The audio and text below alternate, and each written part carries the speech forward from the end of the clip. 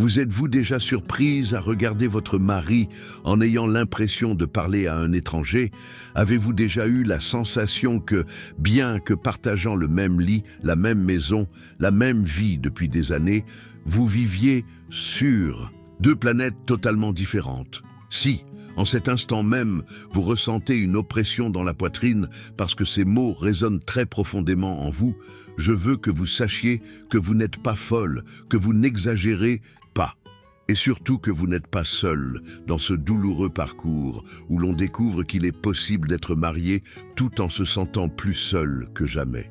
Je m'appelle Anne et depuis 15 ans, j'accompagne des centaines de femmes qui viennent à moi avec cette même souffrance silencieuse que vous ressentez peut-être maintenant.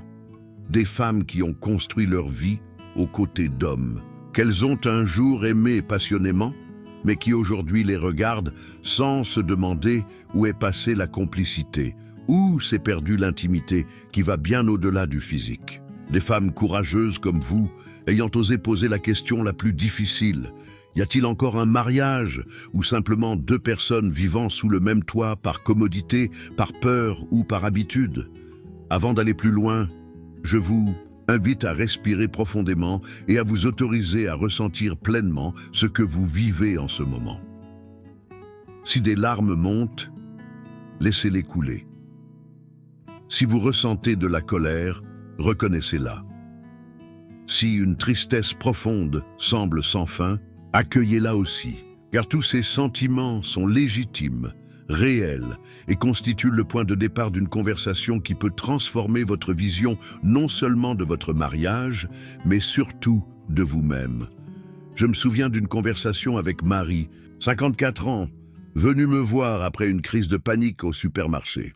Elle me confiait qu'elle choisissait les produits préférés de son mari, réfléchissait au menu du dîner, organisait mentalement sa semaine, quand soudain elle prit conscience qu'elle ne se rappelait pas de la dernière fois où il lui avait demandé comment elle allait.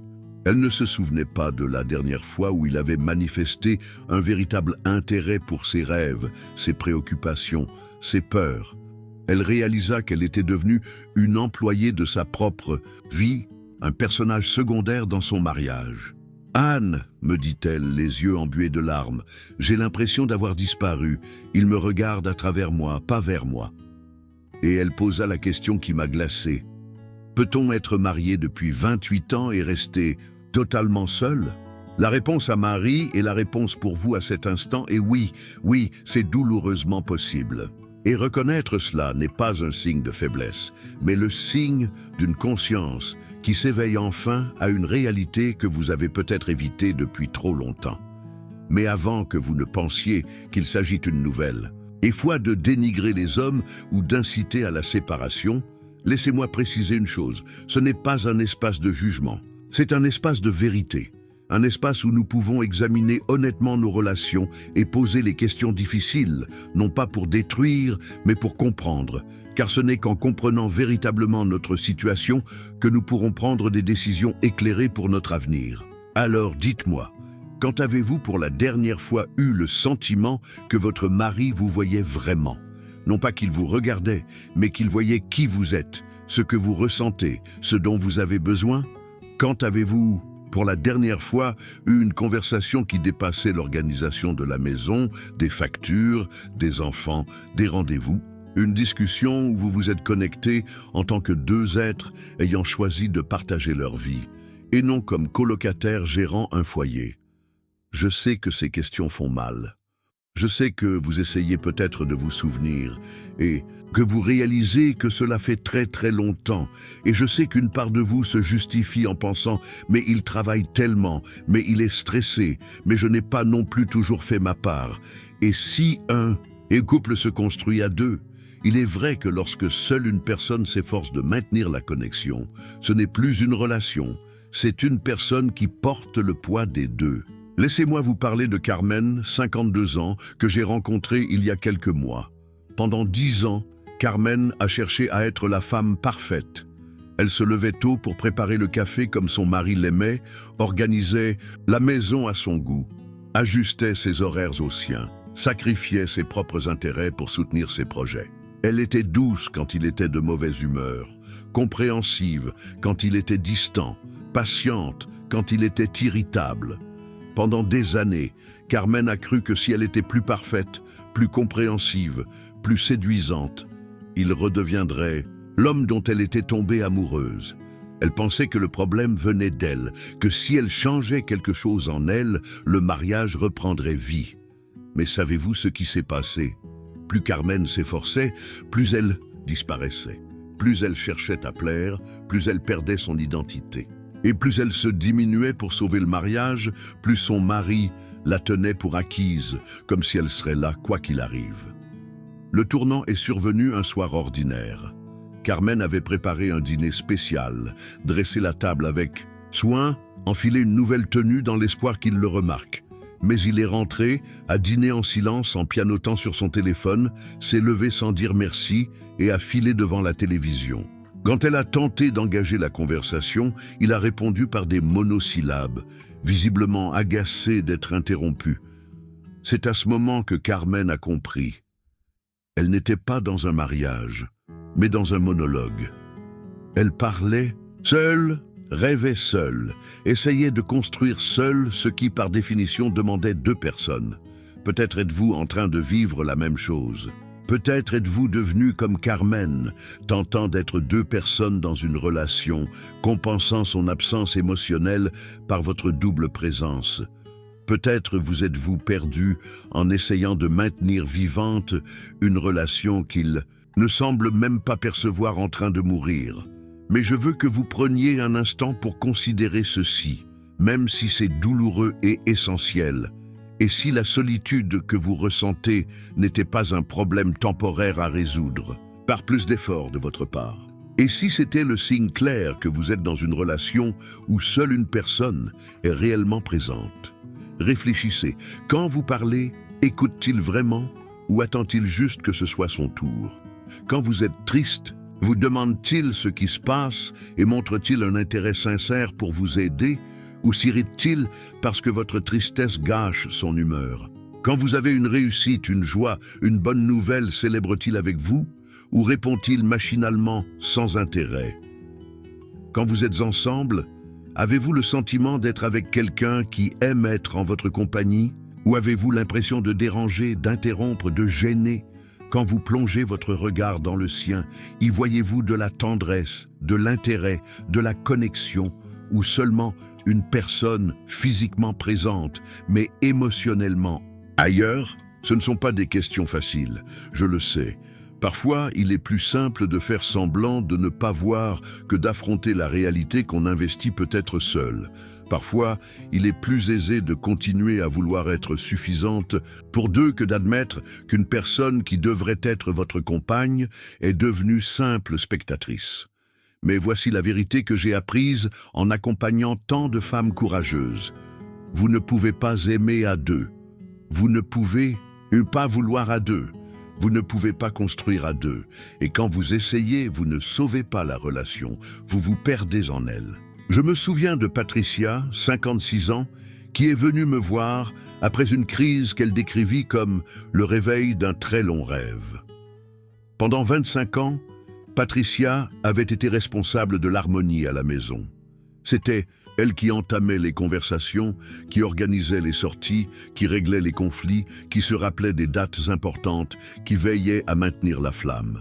Puis elle est tombée malade. Rien de grave, mais clouée au lit pendant une semaine. Pour la première fois en des décennies, elle n'a pas pu organiser, gérer, résoudre. Elle a espéré que son mari prendrait le relais, qu'il s'enquérait de sa santé, qu'il ferait ce qu'elle faisait toujours. Mais il a continué sa routine comme si elle n'existait pas. Il ne lui a rien demandé, n'a offert aucune aide, n'a montré aucun souci. Sa maladie était pour lui un simple contretemps. C'est alors que Patricia a compris quelque chose de dévastateur. Pendant 25 ans, elle n'avait pas été une épouse, mais une employée. Et quand l'employé n'a plus pu travailler, il ne lui a pas manqué son épouse. Il a seulement été contrarié que les services ne soient plus assurés. Anne, m'a-t-elle dit, j'ai réalisé qu'il ne m'a jamais vu comme une personne. Il me voyait comme une fonction, quelqu'un qui fait tourner la baraque pour qu'il vive sans souci des détails. et j'ai passé 25 ans à être la meilleure employée possible, croyant que cela le ferait m'aimer davantage. L'histoire de Patricia m'a profondément marqué car elle illustre un schéma que je rencontre sans cesse. Beaucoup d'entre nous se perdent en cherchant à être parfaite pour un rôle qui n'est même pas réciproque. Nous passons des années, parfois des décennies, à être l'épouse idéale pour des hommes qui n'essaient même pas d'être maris. Peut-être est-ce ce que vous vivez. Peut-être avez-vous tant cherché à être suffisante pour lui que vous avez oublié de vérifier s'il était suffisant pour vous. Peut-être avez-vous tout donné, espérant mériter son amour, sans réaliser que l'amour véritable ne s'obtient pas par la performance. Il se reçoit naturellement lorsque deux personnes choisissent de prendre soin l'une de l'autre. Mais comprenez ceci.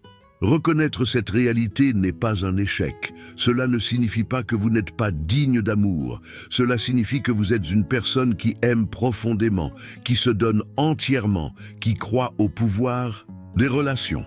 Et ces qualités sont magnifiques, précieuses. Le problème n'est pas votre capacité à aimer. Le problème est que vous offrez cet amour à quelqu'un qui n'a pas la capacité ou la volonté de vous le rendre avec la même intensité. C'est comme planter les plus belles fleurs dans un sol incapable de les nourrir. Il n'y a rien de mal avec les fleurs. Il y a un problème avec le sol. Voilà la question essentielle que je dois vous poser. Et répondez-moi avec une honnêteté totale. Quand vous regardez votre mariage aujourd'hui, voyez-vous deux personnes heureuses d'être ensemble?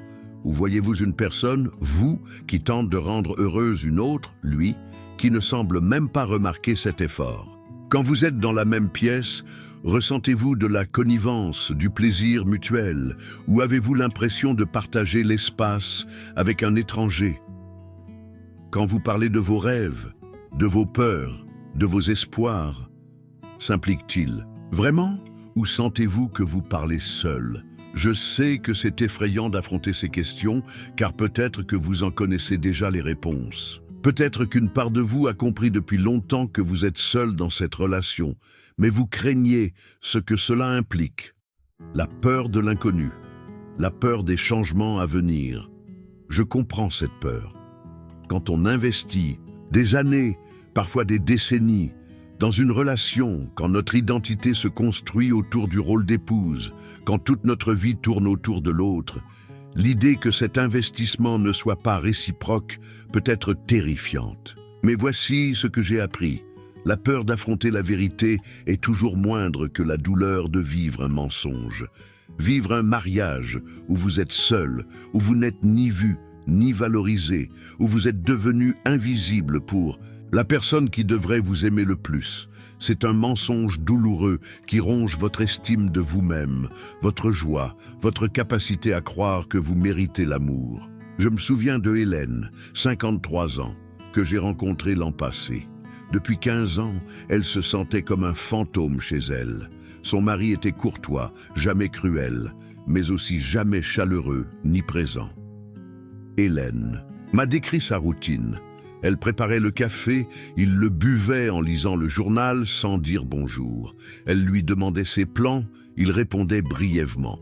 Le soir, ils regardaient la télévision l'un à côté de l'autre, mais elle ressentait un océan entre eux.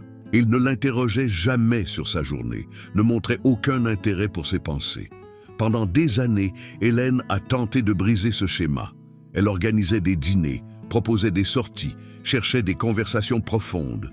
Mais elle avait toujours l'impression de forcer quelque chose, qui devrait couler naturellement, comme si elle enseignait à quelqu'un à s'intéresser à elle.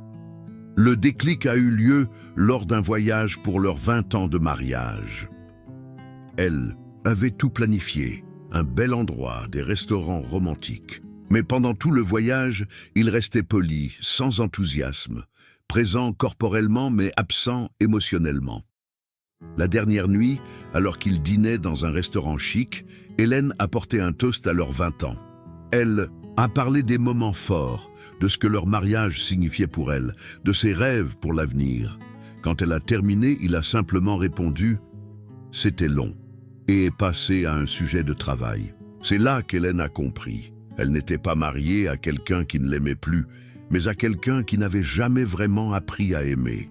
Quelqu'un de bien, un homme décent, mais sans la maturité émotionnelle, pour créer la connexion profonde dont son âme avait besoin. Cela ne fait pas de lui un méchant. Mais cela ne vous oblige pas à accepter des miettes d'affection quand votre âme attend un festin d'amour véritable. Soyons franches, vous méritez d'être aimé intensément. Vous méritez d'être vu, entendu, valorisé. Vous méritez d'être avec quelqu'un qui s'illumine à votre entrée, qui s'intéresse sincèrement à vos pensées, qui célèbre vos joies et accueille vos peines. Vous méritez d'être une priorité, pas une commodité. Vous méritez d'être choisi chaque jour, pas simplement toléré. Si votre mariage ne vous offre pas cela, vous devez vous poser de graves questions, pas pour juger votre mari, mais pour comprendre votre situation et décider consciemment de votre futur. Première question. Y a-t-il encore de la réciprocité dans votre relation? Et je ne parle pas seulement des tâches ménagères, je parle de réciprocité émotionnelle. Quand vous montrez de l'affection, vous la recevez en retour. Quand vous vous intéressez à lui, il s'intéresse à vous. Quand vous créez des moments spéciaux, fait-il l'effort aussi? Ou partagez-vous toujours l'initiative? Vous êtes-vous toujours celle qui propose, alors qu'il se contente de répondre quand c'est commode? Deuxième question. Vos attentes sont-elles réalistes? Je ne vous demande pas si vous attendez trop, mais si vous attendez ce que tout couple devrait attendre. Des conversations sincères, de l'affection, un intérêt mutuel, une présence émotionnelle. Rien d'excessif, mais les besoins de base d'une relation saine. Si vous pensez devoir réduire vos attentes pour qu'elles collent à ce que votre mari est prêt à offrir, peut-être le problème n'est-il pas vos attentes, mais le fait de vouloir forcer une relation avec quelqu'un qui ne veut pas ou ne peut pas y être pleinement présent. Troisième question, et peut-être la plus cruciale. Votre vie auprès de lui vous rend-elle meilleure ou vous rend-elle plus amère, plus petite, plus triste? Les relations saines nous élèvent, nous encouragent à grandir, nous donnent de l'énergie. Les relations toxiques nous épuisent, nous diminuent, nous font douter de notre valeur. Si, après des années à vouloir sauver votre mariage, vous êtes devenue plus anxieuse, plus triste, plus critique envers vous-même, peut-être n'est-il pas temps d'essayer davantage, mais de vous protéger davantage. Je pense à Fernande, 58 ans, venue me voir après avoir réalisé qu'elle ne se reconnaissait plus. « Anne, m'a-t-elle dit, j'étais une femme joyeuse, confiante, pleine de rêves. Mais après des années à chercher l'attention et l'affection de mon mari, je suis devenue anxieuse, toujours à m'excuser, toujours à vouloir être meilleure, convaincue que tout était de ma faute. » Fernande avait passé tant de temps à se conformer aux désirs de son mari qu'elle avait perdu le sens de qui elle était. Elle était devenue l'ombre d'elle-même, espérant qu'en étant assez petite, elle rentrerait dans l'espace émotionnel limité qu'il lui accordait. Les relations ne devraient pas nous réduire, elles devraient nous faire grandir, elles ne devraient pas nous faire douter de notre valeur, elles devraient nous la confirmer, elles ne devraient pas nous faire marcher sur des œufs, elles devraient nous offrir la liberté d'être pleinement nous. Si vous avez marché sur la pointe des pieds dans votre mariage, si vous êtes devenue plus petite pour mieux lui convenir, demandez-vous, vaut-il la peine de vous perdre pour garder quelqu'un qui ne semble même pas savoir qui vous êtes? Vraiment, car voici une vérité libératrice, vous n'êtes pas responsable de faire en sorte que quelqu'un vous aime. Vous n'êtes pas responsable d'apprendre à quelqu'un à vous valoriser. Vous n'êtes pas chargé de convaincre quelqu'un que vous méritez attention, respect, affection. Ces choses existent naturellement ou n'existent pas du tout. Ce qui m'amène au point le plus difficile, mais le plus crucial de cette conversation, le tournant. Le moment où vous devez décider s'il reste un désir mutuel de reconstruire, ou si vous êtes seul à essayer de sauver cette relation. Je ne suis pas là pour vous dire quoi faire, ni pour encourager la séparation ou juger vos choix. Je suis là pour vous aider à voir votre situation clairement et à prendre des décisions conscientes, basées sur la réalité, pas sur l'espoir ou la peur. Et la réalité est la suivante. Si vous êtes seul, à vouloir sauver votre mariage, si vous êtes la seule à investir dans la connexion, si vous donnez beaucoup plus que vous ne recevez depuis longtemps, alors peut-être qu'il n'y a plus de mariage à sauver. Peut-être n'êtes-vous qu'une personne essayant de ranimer une relation morte, terrifiée à l'idée de lâcher prise. Cela ne signifie pas que vous avez échoué. Cela ne signifie pas que vous n'avez pas essayé assez. Cela signifie que l'amour a besoin de deux personnes. Quand l'une est absente, ce n'est plus de l'amour, mais de la dépendance émotionnelle d'un côté et de la commodité de l'autre. Et vous méritez bien plus que cela. Vous méritez d'être choisi chaque jour, pas simplement toléré. Vous méritez quelqu'un qui fait l'effort de vous connaître, pas quelqu'un qui tient pour acquis que vous serez toujours là. Vous méritez un amour vrai, pas des miettes. Vous pensez peut-être, Anne, après toutes ces années, comment abandonner? Je comprends ce poids de l'histoire partagée, des années investies, de la vie bâtie ensemble. Mais considérez ceci. Rester en couple n'est pas la même chose qu'être en couple. Partager un toit n'est pas la même chose que partager une vie. Maintenir une famille n'est pas la même chose que nourrir un mariage. Si vous restez par peur, commodité, pression sociale, ou parce que vous n'imaginez pas votre vie autrement, vous n'êtes pas dans un mariage. Vous êtes dans une prison de votre propre création. Alors demandez-vous, que voulez-vous pour les 20 ou 30 prochaines années? Voulez-vous continuer d'être invisible pour quelqu'un qui devrait vous voir mieux que quiconque? Voulez-vous mendier des miettes d'affection alors que votre âme attend un festin? Voulez-vous continuer à vous diminuer pour qu'il accepte votre présence? Ou voulez-vous découvrir ce que c'est d'être vraiment aimé? D'être avec quelqu'un qui s'intéresse à vos pensées, célèbre vos victoires, soutient vos défis? De quelqu'un qui vous choisit non parce que vous êtes disponible, mais parce qu'il ne peut imaginer la vie sans vous? Je sais que ces questions font peur. Vous pensez peut-être qu'il est trop tard pour recommencer, que vous êtes trop âgé pour trouver un amour véritable, que vous devez vous contenter de ce que vous avez. Mais laissez-moi partager ce que j'ai vu chez tant de femmes courageuses. Il n'est jamais trop tard pour choisir le bonheur, la reconnaissance, vous-même. Rosa avait 59 ans quand elle a pris la décision la plus courageuse de sa vie. Après 32 ans de mariage, où elle se sentait invisible, réduite à une version pâle d'elle-même, elle a choisi de repartir à zéro. C'était effrayant, compliqué, rempli de doutes. Mais 2 ans plus tard, elle m'a confié « Anne, je ne savais pas qu'il était possible de me sentir aussi vivante à 61 ans. Je ne pensais pas pouvoir me lever chaque matin avec l'envie de vivre, la curiosité de découvrir le jour. J'avais oublié ce que c'était que d'exister sans demander la permission. » Rosa n'a pas retrouvé un autre mari du jour au lendemain. Elle a passé 2 ans à se redécouvrir, à se reconnecter à elle-même, à reconstruire son identité au-delà du rôle d'épouse. Et quand elle a enfin rencontré quelqu'un, c'était un homme qui l'a vu tout de suite, qui s'est intéressé à ses pensées, qui a célébré son indépendance au lieu de l'étouffer. Je croyais que l'amour mature était calme, sans surprise, où 2 êtres coexistent tranquillement, m'a-t-elle dit. Mais maintenant, je sais que l'amour mature peut être plus intense que l'amour jeune, car il repose sur un choix conscient, non sur une passion aveugle. Et pour la première fois, je sais ce que ça fait d'être choisi par conscience. L'histoire de Rosa n'est pas unique. J'accompagne des dizaines de femmes qui, après avoir quitté des relations où elles étaient invisibles, découvrent des rencontres où elles sont célébrées. Des femmes qui pensaient qu'il était trop tard et ont compris que c'était le moment parfait. Car vous avez l'expérience. Vous savez ce qui fonctionne et ce qui ne fonctionne pas. Vous connaissez vos limites mieux qu'à 20 ou 30. En baisse, cette sagesse fait de vous une compagne précieuse pour quelqu'un de mature émotionnellement. Peut-être ne souhaitez-vous pas recommencer avec quelqu'un d'autre. Peut-être voulez-vous donner une autre chance à votre mari. Si c'est votre choix, je le respecte pleinement. Mais si vous tentez à nouveau, faites-le différemment. Ne jouez plus la femme parfaite pour qu'il devienne le mari dont vous avez besoin. Soyez honnête sur ce dont vous avez besoin et voyez s'il est prêt à grandir dans cette direction. Ne portez plus seul la relation, partagez la responsabilité et observez s'il accepte la sienne.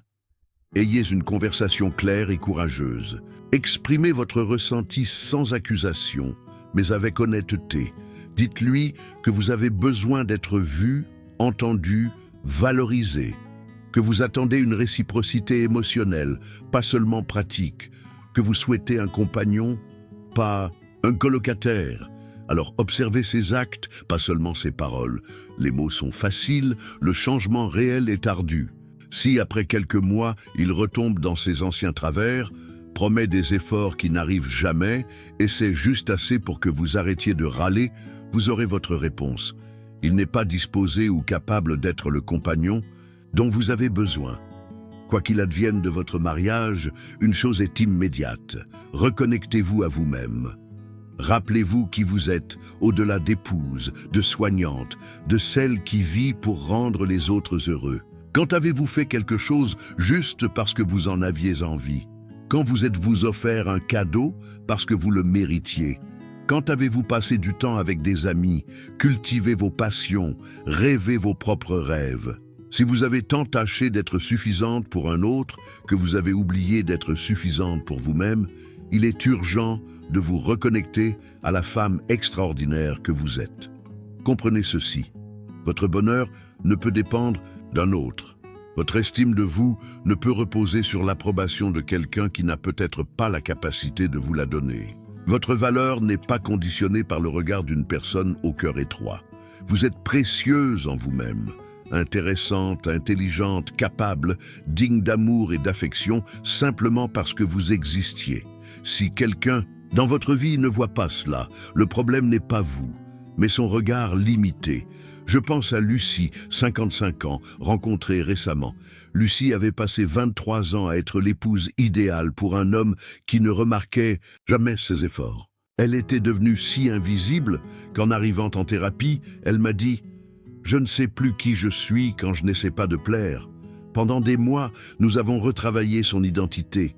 Lucie a recommencé par de petits gestes. Lire les livres qu'elle aimait, écouter la musique qui la touchait, retrouver les amis négligés depuis des années. Elle s'est inscrite à un cours de peinture, une passion qu'elle reportait sans cesse. Et vous savez ce qui s'est passé? Plus Lucie se reconnectait à elle-même, plus elle rayonnait. Plus elle cultivait ses intérêts, plus elle devenait intéressante. Plus elle se valorisait, plus les autres la valorisaient, même son mari. Pour la première fois depuis des années, il s'est mis à s'intéresser à elle, à poser des questions sur ses activités, à manifester de la curiosité pour la femme en plein épanouissement devant lui. Ironie du sort, quand Lucie a cessé de courir désespérément après son attention, elle l'a enfin conquise. Mais la plus belle leçon de son histoire. Quand il a commencé à s'intéresser, Lucie n'avait plus besoin de son approbation pour se sentir complète. Elle s'était reconnectée à elle-même, au point que la validation extérieure, quoique agréable, n'était plus une nécessité désespérée. Et cela a transformé la dynamique de leur relation. Désormais, ils sont ensemble par choix, pas par dépendance. Lucie se sent valorisée car il la valorise vraiment, non parce qu'elle quémande des miettes d'attention. Vous pouvez écrire la même histoire. Quoi qu'il arrive à votre mariage, vous pouvez renouer avec la femme exceptionnelle que vous êtes, redécouvrir vos rêves, cultiver vos passions, construire votre bonheur. Et deux choses peuvent se produire. Soit votre mari réalisera qu'il perd quelqu'un d'extraordinaire et fera un effort sincère pour vous reconquérir, soit vous comprendrez que vous méritez bien plus que ce qu'il peut offrir et aurez le courage de partir. Dans les deux cas, c'est une victoire. Car vous prenez votre vie en main, faites un choix conscient, affirmez votre amour-propre. Vous sortez du rôle de victime, de celle qui quémande de l'amour, de celle qui accepte des miettes. Mais pour y parvenir, vous devez affronter certaines vérités difficiles. Vous devez arrêter de négocier votre valeur. Vous devez poser des limites claires quant à votre traitement. Cela implique peut-être des conversations ardues, des conséquences pour certains comportements que vous n'accepterez plus. Cessez de compenser son absence émotionnelle par votre double présence. Car si vous êtes toujours disponible, toujours compréhensive, prête à accepter la moindre attention, pourquoi ferait-il plus? Si vous ne posez jamais de limites, N'exprimez jamais clairement vos besoins. N'établissez pas de conséquences. Quand on vous manque de respect, pourquoi changerait-il un schéma qui lui convient? Je ne vous demande pas de devenir insupportable. Je vous invite à vous valoriser suffisamment pour exiger qu'on vous traite avec respect et affection. Je vous encourage à ne plus craindre de déranger quelqu'un qui devrait se soucier de votre bien-être. Au début, cela fait peur. Quand on cesse d'accepter n'importe quoi et qu'on pose des exigences, certaines personnes réagiront mal.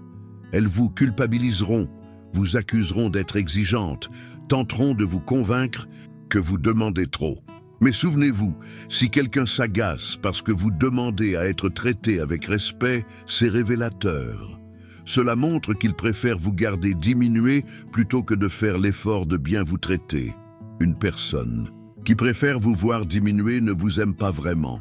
Elle apprécie votre commodité, mais n'est pas prête à investir dans la relation que vous méritez. Alors, ma chère, il est temps de choisir. Vous pouvez continuer à être suffisante pour quelqu'un qui ne vous voit pas. Vous pouvez continuer à vous réduire pour rentrer dans sa vie, à accepter des miettes, alors que vous méritez un festin. Ou vous pouvez choisir de vous valoriser. Cultivez votre bonheur. Vous entourer de personnes qui vous célèbrent, pas qui vous tolèrent. Bâtir une vie où vous êtes priorité, pas option. Cela peut sembler impossible. Vous vous dites peut-être que vous n'avez pas le courage, que vous ignorez comment commencer, que tout est trop compliqué. Mais tout changement commence par une décision simple, celle de savoir que vous méritez mieux. Et vous le méritez. Vous méritez de vous réveiller chaque matin aux côtés de quelqu'un heureux de vous voir, d'avoir des conversations profondes, des connexions réelles, des moments d'intimité vrais, d'être une priorité, d'être choisi, aimé intensément. Vous méritez quelqu'un qui vous demande comment s'est passée votre journée parce qu'il veut vraiment savoir, pas par politesse. Quelqu'un qui se souvient des détails importants pour vous, qui soutient vos rêves, célèbre vos succès, vous console dans la difficulté. Vous méritez d'être vue comme la femme incroyable que vous êtes, pas comme une fonction facilitant la vie de votre mari.